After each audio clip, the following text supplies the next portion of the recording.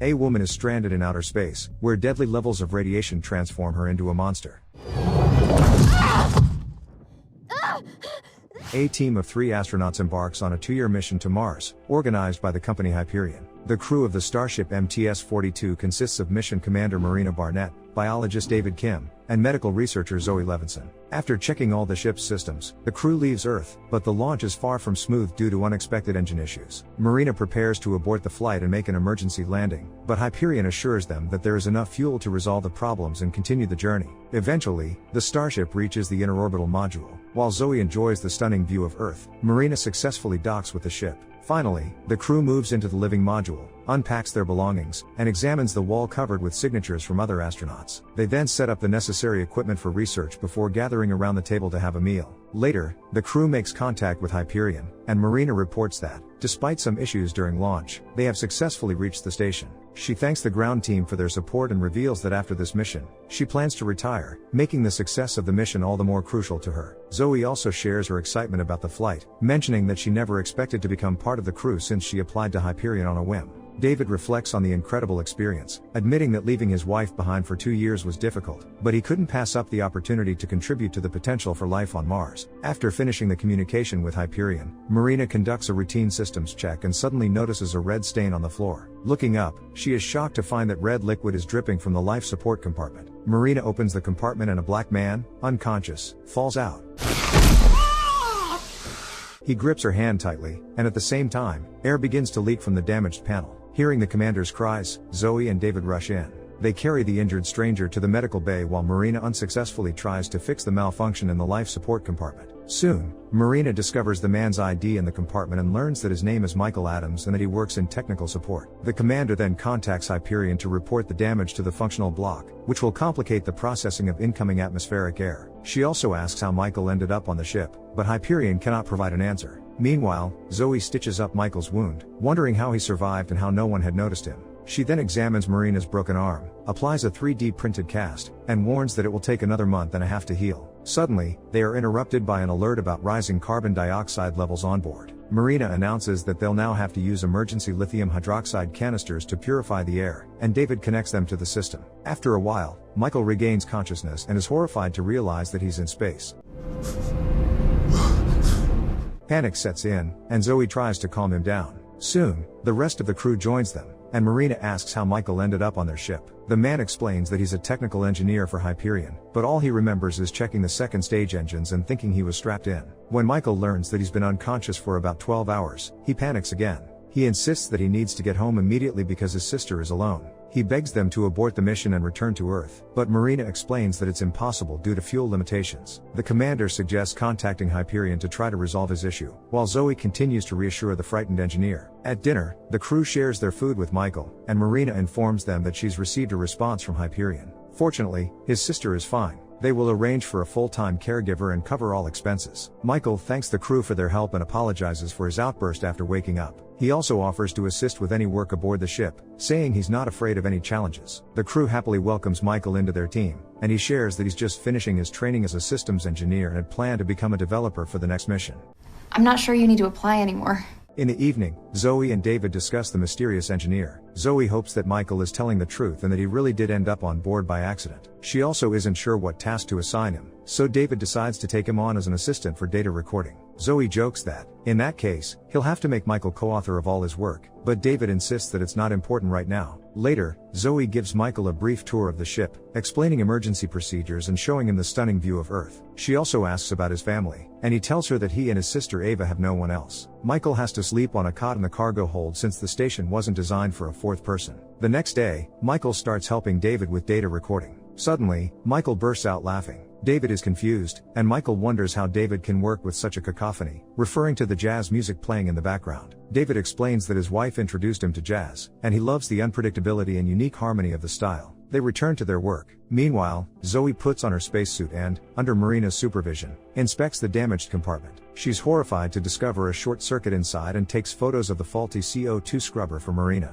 The commander realizes things are serious and contacts Hyperion again, reporting the issue. The control center promises to investigate, and Marina urges them to do so quickly, or they may run out of oxygen before the mission is complete. Marina then asks Michael to help Zoe dismantle the scrubber, and she calls David for a serious discussion. The commander asks how much oxygen his crops are producing, and when she learns the amount is too low, she asks David to increase it tenfold. The puzzled biologist insists it's impossible but remembers he has algae cultures he planned to grow on Mars. However, he disappoints Marina by revealing that all the equipment was sent to Mars on the cargo ship. Marina's reaction raises David's suspicions, and he asks her to tell him the truth about the CO2 scrubber failure. Marina admits that their emergency canisters are insufficient, and it's uncertain whether they'll be able to repair the scrubber. David promises he'll figure something out. The biologist is worried they might lose the entire algae colony but decides to take half of the samples with him. Before David returns to the lab, Marina asks him not to tell Zoe or Michael about their plan. While David begins working on the algae cultivation, Michael and Zoe dismantle the CO2 scrubber. As Zoe looks into the exposed hole in the ship, she admits she's a bit scared by how thin the wall is between them and space. Michael calmly explains that, in order to make the ship suitable for 3 people and compensate for the weight of the third astronaut, the engineers removed one layer of protection.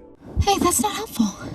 This news only adds to Zoe's fear, but Michael remains calm, insisting there's nothing to worry about. The partners hand over the damaged device to Marina, and suddenly, Zoe notices that Michael's stitches have opened. She takes him to the medbay and treats the wound, noticing a large burn scar on his chest. Michael thanks her for her care and hospitality. A short time later, David reports to Marina about the results of his work, stating that he managed to extract only half of the necessary oxygen. Marina urges him to use the remaining algae, but David explains that if he does, he won't be able to continue his research on Mars, which he believes is his life's work. David suggests they shouldn't risk the entire project, as the CO2 scrubber could still be repaired. However, Marina solemnly informs him that it's beyond repair. David silently accepts this grim news and returns to the lab to continue cultivating the algae. Meanwhile, an unaware Michael records a video message for Ava. He tells her that he hasn't become a burden to the crew, and all the astronauts have welcomed him warmly. He feels that this unexpected journey will change his life for the better. However, David soon makes a horrifying discovery. The second batch of algae has not survived, significantly reducing the crew's chances of survival. With bitter regret, Marina reports the failure to Hyperion, saying they'll have to go out into space to retrieve the backup oxygen tanks. But the control center forbids them from taking such a risk and suggests they find a way to dispose of Michael, since he's using up part of the oxygen supply. Marina doesn't like this idea and hopes to find another solution, but the control center orders her to comply. Struggling to hold back her emotions, Marina finally tells Zoe the truth. Due to the malfunctioning CO2 scrubber, there is enough oxygen for only 2 people, and thanks to David's algae, they can save one more. However, the 4th person is a liability, and Michael's presence could result in all of them suffocating. David suggests extracting oxygen from the desaturation tanks or splitting water through electrolysis, but Marina insists that these solutions won't be sufficient. Zoe, on the other hand, believes Hyperion could send a cargo ship for them, but that's not an option, as their rocket is traveling too fast. Then, Zoe recalls that there's a liquid oxygen tank on the outside of the rocket, which was used for launch, and she's certain there's still something left in it. But Marina says they can't be sure, and climbing up the rope to check 500 meters away is too dangerous. She also states that Hyperion sees no other options, and they'll have to sacrifice Michael. The commander wants to inform Michael of this decision today and give him a few more days. This decision infuriates Zoe, who believes they should use the remaining 20 days to find another way. Every day he's still here, it's a danger to all of us. David believes they can't wait until the last moment because the remaining algae could spoil at any time. However, Marina decides to compromise and give Michael another 10 days, choosing not to tell him, as his reaction could be unpredictable. Later, Marina contacts Hyperion again, trying to defend her stance. She argues that they need to be certain there are no other options, or they won't be able to focus on their work due to the guilt. 3 days later, during a conversation with Marina, David suggests that if another solution existed, Hyperion would have found it by now. The fact that the center is silent means Michael's sacrifice is inevitable. But the longer they wait, the harder it will be to make the decision. Meanwhile, Zoe examines Michael's wound and notices the scar again. Michael notices her gaze and shares the story of a fire that broke out in their home when he was 9. His father saved him and his sister, but neither of their parents survived. Since then, he and Ava have faced many hardships but have always stuck together. Michael also reveals that he is now Ava's official guardian and proudly shows the bracelet she made for him. Zoe's heart breaks at his words, but she hides her feelings, smiling instead, and only lets her emotions out later that night. That night, David decides that waiting the full 10 days is pointless and goes to Michael to reveal the truth about their dire situation. He tells Michael they are running out of oxygen, and every day he stays on board endangers the entire crew. David admits that Zoe convinced them to wait a few days to find a way to save him, but there is no other solution. He explains that Michael needs to give himself one last injection and promises that it won't hurt. David apologizes and leaves, while Michael breaks down in despair, staring at the bracelet Ava made for him.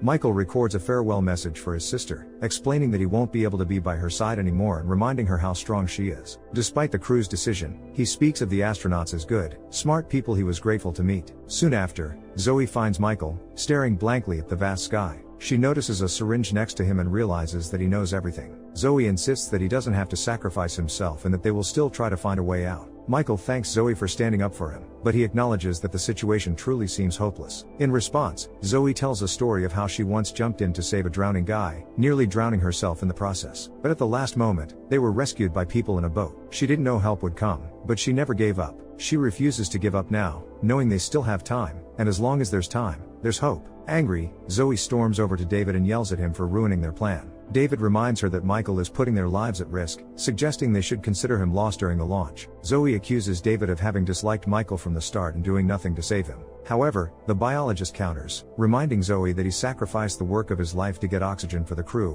while she hasn't lost anything. Zoe is hurt by David's words, but she refuses to back down. Determined, she decides to teach Michael how to climb a rope, hoping he can reach the fuel tank at the other end of the ship. Unfortunately, Michael fails, and in the process, he hits his head hard against a metal pole.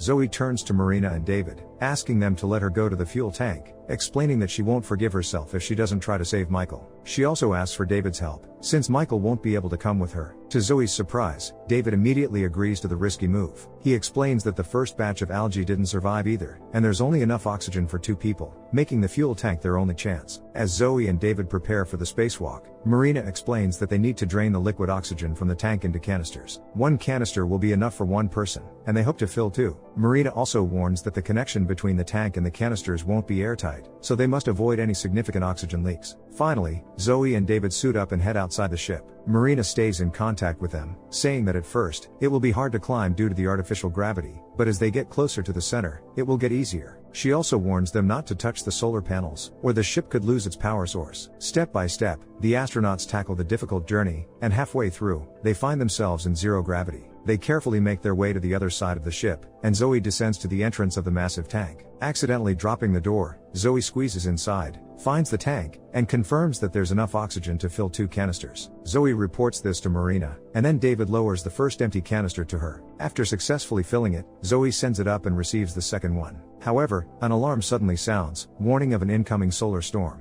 Marina orders them to return to the ship immediately, warning that they have only 20 minutes, or they won't survive the radiation. Zoe is forced to leave the second canister by the tank, meaning they're still short on oxygen for Michael. With the filled canister secured, Zoe and David rush back. But halfway through, Zoe fails to secure herself properly and slides down suddenly, losing the precious canister in the process.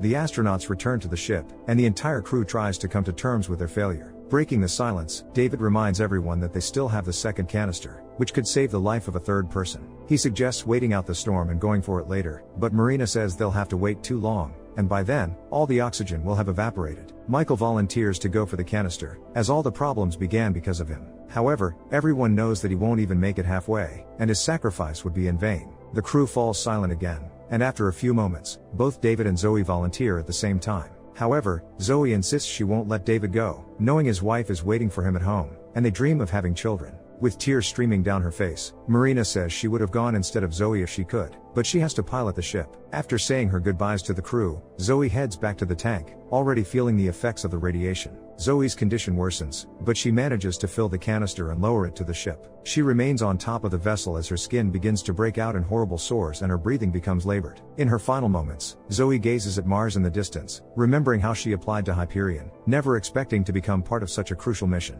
Could you sacrifice your life for someone you barely know? Or would you focus on saving yourself? Share your thoughts in the comments down below, hit the like button, and don't forget to subscribe. See you in the next video.